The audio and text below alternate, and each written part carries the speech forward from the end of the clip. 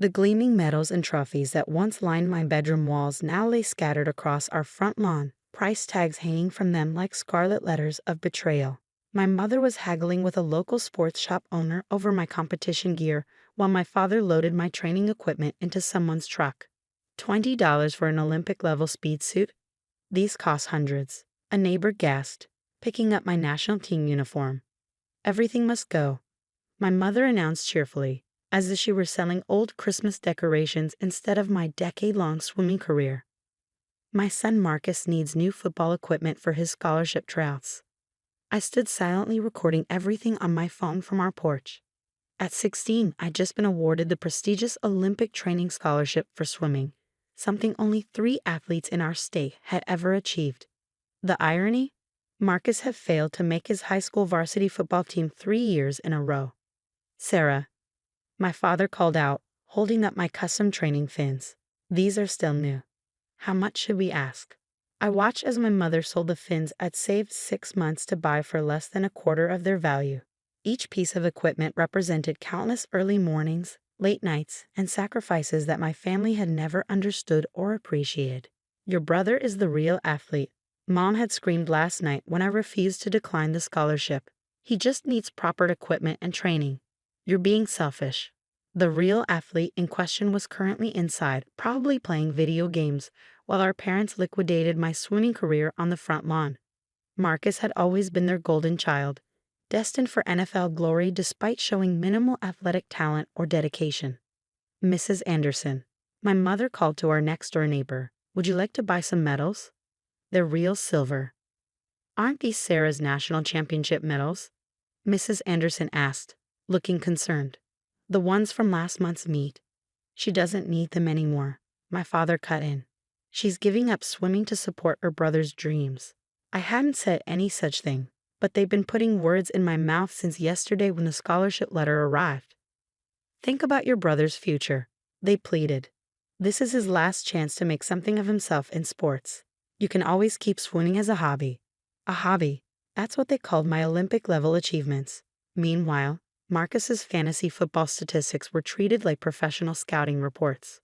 "Sarah, help us sort through these trophies," Mom demanded, noticing me on the porch. "Don't just stand there recording like some sort off." She stopped mid-sentence as a sleek black SUV with Olympic rings on the door pulled up to our house. My coach had warned me the committee would be visiting today to discuss training arrangements. I told my parents this, but they'd been too busy planning Marcus's imaginary football career to listen. "Is this the residence of Sarah Mitchell?" A distinguished-looking man in a Team USA jacket stepped out, followed by my coach and 2 other officials. "Practice isn't for another hour," I said calmly, walking down to greet them. "But I see you've arrived in time for the yard sale." The officials took in the scene, my competitive gear strewn across the lawn, price tags dangling from national team equipment, medals being sold for pocket change. My mother had frozen in place, still holding my state championship trophy with its $5 price tag. "What's going on here?" my coach demanded, picking up my racing suit from a pile marked "cheap deals." "Just a family disagreement about priorities," I replied, still recording. "Mom, Dad, you remember I mentioned the Olympic Committee would be visiting today to discuss my training schedule and facility arrangements." My father dropped the box of training equipment he was holding. The sound of expensive tech hitting the ground made the officials wince. "Sarah, sweetie," my mother's voice had transformed from commanding to sugary sweet. "We were just organizing your things." "By selling them?" one of the officials asked, examining a price tag on my national team warm-up jacket. "There seems to be some confusion," my coach said diplomatically, but his face was thunderous. "Sarah's scholarship includes complete equipment provision and training gear. However, selling official national team items is problematic. Not to mention selling equipment purchased through previous national team grants," another official added, photographing the scene with her phone. "That's technically government property." My parents' faces had turned from red to white.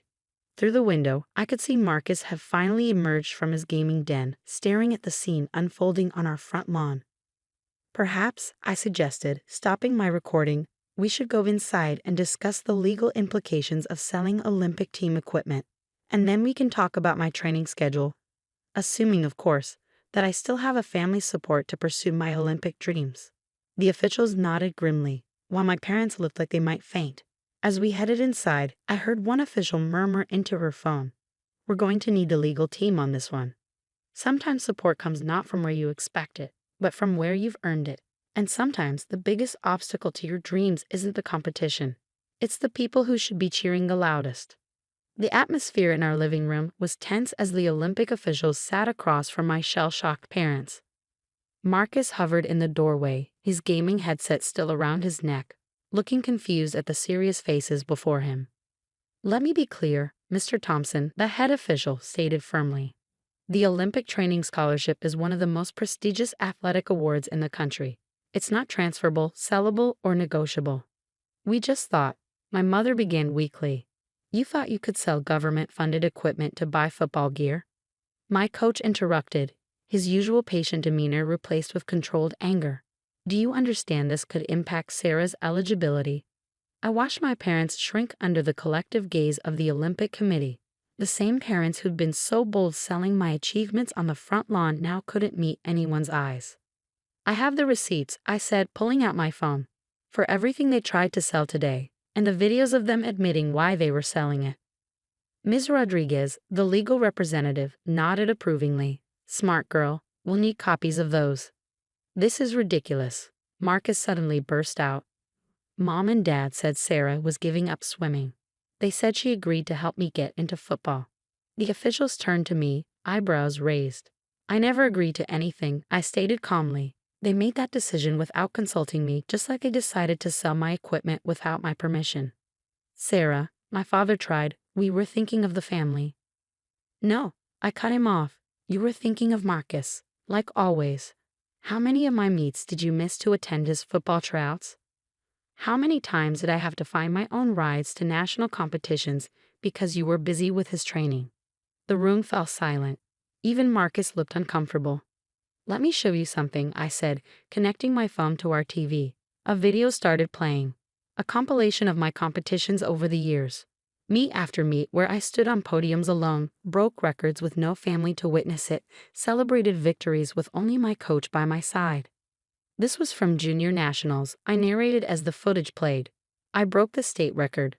Mom and Dad were at Marcus's football camp registration. The officials watched intently as more scenes played out. Empty seats where parents should have been, my solo celebrations, the countless achievements witnessed only by my coach and teammates. Yet despite this, Mr. Thompson noted, "You've maintained Olympic qualifying times and broken multiple records." "She's one of our most dedicated athletes," my coach added. "Never missed a practice, even when she had to take 3 buses to get there." My mother started crying softly. "We didn't know." "You never asked," I replied. "You were too busy building Marcus's non-existent sports career to notice I was actually building one of my own." Marcus flushed red. "That's not fair. I could be great if—" "If what?" Ms. Rodriguez interrupted. "If your sister gives up her earned achievements, that's not how sports work, young man. That's not how life works." Mr. Thompson cleared his throat. "Given the circumstances, we need to make some decisions. Sarah, the committee is prepared to offer you immediate residence at the Olympic Training Center, full accommodation, education, and training facilities." My parents' heads snapped up. "You want to take her away?" My mother gasped. "No," Mr. Thompson corrected. "We want to provide her with the support she clearly isn't getting here, the support she's earned." Additionally, Ms. Rodriguez added, "We'll be launching an investigation into the attempted sale of official Olympic team equipment. You may be receiving some legal documents in the coming days." My coach stood up. "Sarah, pack what's left of your gear. We'll replace everything they sold. Practice starts tomorrow at the national facility." As I headed to my room, Marcus followed me. "Sarah, I didn't know they were selling your stuff. I thought you really agreed to quit." I looked at my brother, really looked at him. For years, he'd been the center of our parents' athletic aspirations, despite showing no real talent or dedication. In a way, he was as much a victim of their delusions as I was. "Here's some advice," I said, packing my remaining belongings. "Find your own dream, Marcus, not Mom and Dad's version of it." I did. When I came back downstairs, the officials were wrapping up their visit. My parents sat motionless on the couch, looking dazed. "Ready?" my coach asked. I nodded, then turned to my parents. I'll send you my competition schedule. Come or don't come, it won't change my performance either way. I've gotten this far without your support. I can go all the way to the Olympics the same way. As I walked out the door, I heard my mother call after me, Sarah, please. But I was already stepping into my future, one where my achievements wouldn't be sacrificed for someone else's dreams, and where the only person I had to prove anything to was myself. 6 months later, I stood behind the blocks at the Olympic trials, adjusting my new racing suit, one that actually belonged to me. The stadium lights reflected off the pool's surface, creating a dance of light that matched my racing heartbeat. My coach gave me a reassuring nod from the sidelines. These past months at the training center had transformed not just my swimming, but my entire life.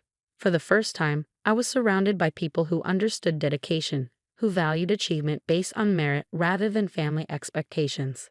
As I stepped onto the block, I caught a glimpse of something unexpected in the family section.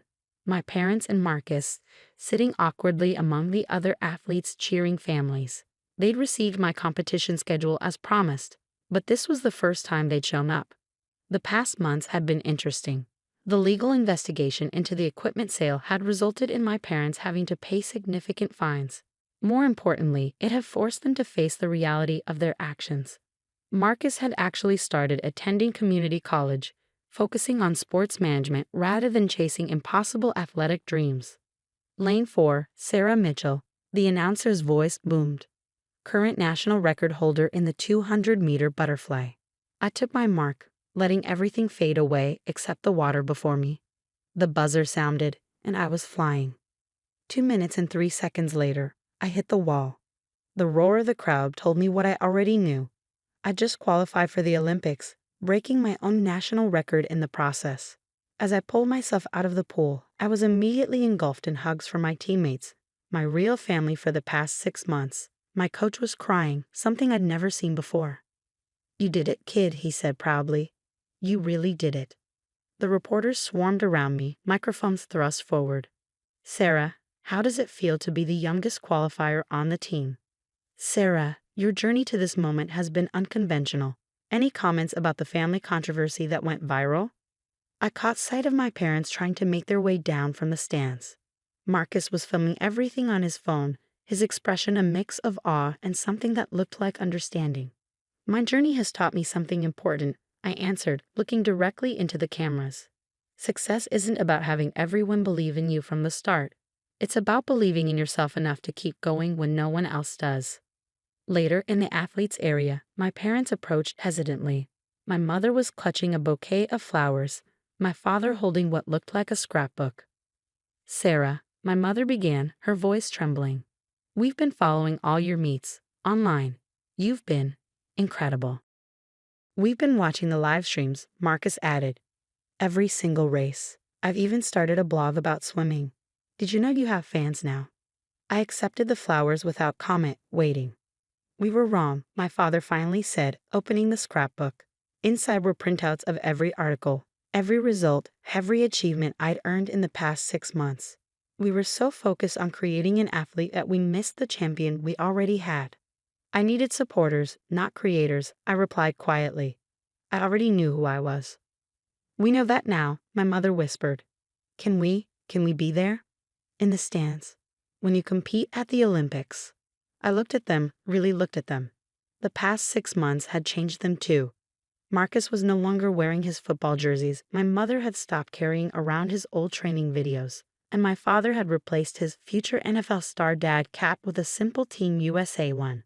You can be there, I said finally, but not as parents trying to control my journey, as spectators watching me create my own. That's fair, my father nodded. More than fair. Sarah, my coach called. The team meeting's starting. We need to discuss Olympic training schedules. As I turned to leave, Marcus called out, Hey sis. That thing you said in your interview about believing in yourself when no one else does. I get it now, I finally get it. I smiled, genuinely this time. Maybe that's the real victory here. Walking away, I heard my mother ask my coach if there was a parent support group for Olympic athletes. His response made me laugh. Yes, but they're there to support their children's dreams, not replace them with their own. That evening, as I stood on the podium receiving my Olympic trials medal, I looked up at the stadium lights and thought about journeys. How some begin with a single step, others with a dive into deep water, and some with the courage to stand your ground when everyone tells you to step aside. My journey wasn't over, it was just beginning. And this time, I had something better than family expectations pushing me forward. I had my own unwavering belief in where I was headed. Sometimes the hardest race isn't in the pool. It's the one where you swim against the current of others' expectations to find your own path to victory.